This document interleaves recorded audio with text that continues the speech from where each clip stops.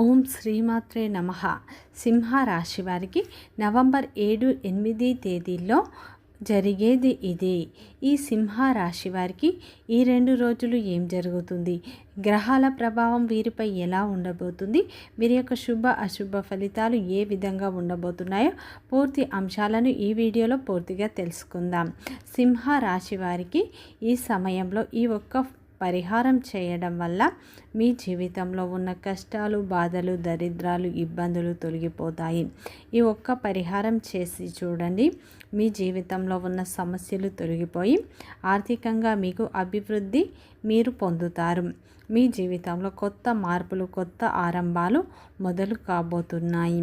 సింహరాశి వారు గత కొంతకాలంగా ఎన్నో సమస్యలను, ఎన్నో బాధలను అయితే ఎదుర్కొంటూ ఉన్నారు. మీరు ఈ సమయంలో ఈ పరిహారం చేసి చూడండి. కష్టాల నుండి మీకు విముక్తి లభిస్తుంది. అలాగే ఫ్రెండ్స్, నా చిన్న రిక్వెస్ట్ అండి, మన వీడియో ఎవరైతే ఫస్ట్ టైం చూస్తున్నారో మన ఛానల్ని సబ్స్క్రైబ్ చేయండి, లైక్ చేయండి, సపోర్ట్ చేయండి. పక్కనే ఉన్న బెల్ ఐకాన్ని క్లిక్ చేయండి. శ్రీ సాయిబాబా ఆశీస్సులతో జ్యోతిష్యం చెప్పబడును. గురూజీ వాసుదేవ్ గారు, వీరి యొక్క సెల్ నెంబర్ 8688575793. భార్యాభర్తల సమస్యలు, సంతాన సమస్యలు, ప్రేమ సమస్యలు, తోడి కోడళ్ళ సమస్యలు, అన్నదమ్ముల సమస్యలు, నమ్మిన వ్యక్తి మోసం చేయుట, విద్య, ఉద్యోగం, విదేశీయానం, ఇంకా మరెన్నో సమస్యలు, స్త్రీ పురుషుల వశీకరణం. ఈ గురువు గారు చెప్పింది చెప్పినట్లు జరిగింది.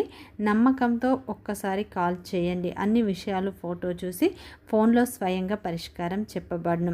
సింహ రాశి అనేది రాశి చక్రంలోనే 5వ రాశి.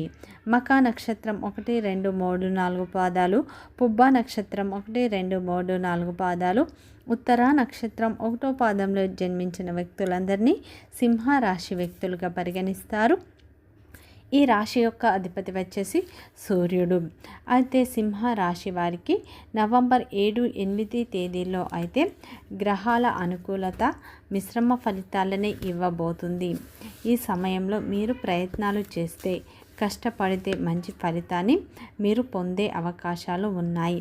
సింహ రాశిలో జన్మించిన వారి యొక్క వ్యక్తిత్వాన్ని చూసినట్లు అయితే ఈ రాశిలో జన్మించిన వారు సున్నితమైన మనస్సును కలిగి ఉంటారు. వీరు చూడటానికి గంభీరంగా కనిపిస్తారు, కానీ వీరి మనస్సు చాలా సున్నితమైంది. వీరికి తెలివితేటలు, ధైర్యం అనేవి ఎక్కువగా ఉంటాయి. వీరు ఏ పని చేసినా కానీ తెలివితో చేస్తారు. బాగా ఆలోచించిన తర్వాతనే చేస్తారు. వీరి మాటల్లో గొప్పతనం, గుండెలో ధైర్యం అనేది ఉంటుంది. సింహ రాశిలో జన్మించిన వారు పెద్దల పట్ల కూడా అమితమైన ప్రేమను కలిగి ఉంటారు. వీరు మొండితనాన్ని కూడా ఎక్కువగా కలిగి ఉంటారని చెప్పుకోవచ్చు. సింహ రాశిలో జన్మించిన వారు అయితే 10 మందికి సహాయం చేసే మంచి వ్యక్తిత్వాన్ని కలిగి ఉంటారు. వీరు బంధాలకు, బంధుత్వాలకు విలువ అనేది ఎక్కువగా ఇస్తూ ఉంటారని చెప్పుకోవచ్చు.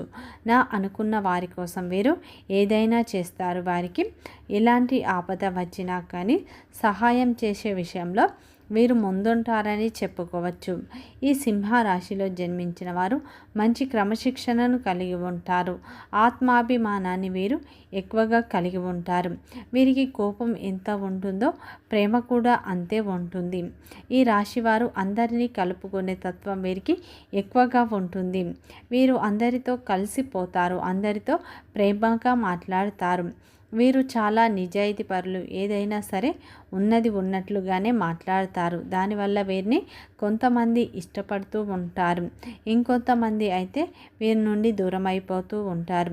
వీరికి ఎదుటి వారిపై కుళ్ళి కుతంత్రాలు అనేవి అస్సలు ఉండవు. వీరేంటంటే అందరూ బాగుండాలి అని కోరుకుంటూ ఉంటారు. నా అనుకున్న వారి కోసం వీరు ఏదైనా చేస్తారు. ఎంత పెద్ద త్యాగాన్నైనా చేస్తూ ఉంటారని చెప్పుకోవచ్చు. వీరి జీవితంలో చిన్నప్పటి నుంచి ఎన్నో కష్టాలను, బాధలను అయితే అనుభవిస్తూ ఉంటారు. అలాగే వీరికి కుటుంబం యొక్క బరువు, బాధ్యతలు కూడా ఎక్కువగానే ఉంటాయని చెప్పుకోవచ్చు. ఈ సింహ రాశిలో జన్మించిన వారు ఏదైనా సరే ఫేస్ టు ఫేస్ మాట్లాడే వ్యక్తిత్వాన్ని కలిగి ఉంటారు. దానివల్ల వీరికి శత్రువులు కూడా అధికంగానే ఉంటారని చెప్పుకోవచ్చు.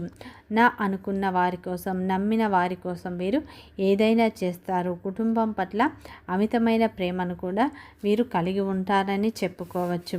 సింహరాశి వారు ఎవరినైతే ఎక్కువగా నమ్ముతారో వారి వల్ల అనేక కష్టాలను, ఇబ్బందులను అయితే ఎదుర్కొంటారని చెప్పుకోవచ్చు. నా అనుకున్న వారే వీరిని అధికంగా మోసం చేస్తారు. ముఖ్యంగా వీరిని అందరూ అవసరాలకు వాడుకుంటారు. అవసరం తీరిన తర్వాత నెట్టేస్తూ ఉంటారని చెప్పుకోవచ్చు. సింహరాశి వారు ఏంటంటే జాలి గుణాన్ని కలిగి ఉంటారు. అందరూ నా వాళ్ళే అనే కలుపుకునే తత్వాన్ని వీరు కలిగి ఉంటారు. సింహరాశి వారు గత కొంతకాలంగా అయితే ఎన్నో సమస్యలను ఎదుర్కొంటున్నారు. ఏ పని చేసినా కానీ ఎన్నో ఆటంకాలను వీరు ఎదుర్కొంటూ ఉన్నారు. ఎందుకంటే గ్రహాల ప్రభావం మీపై మిశ్రమంగానే ఉండటం వల్ల మీరు కొన్ని ఇబ్బందులను ఎదుర్కొన్నారు.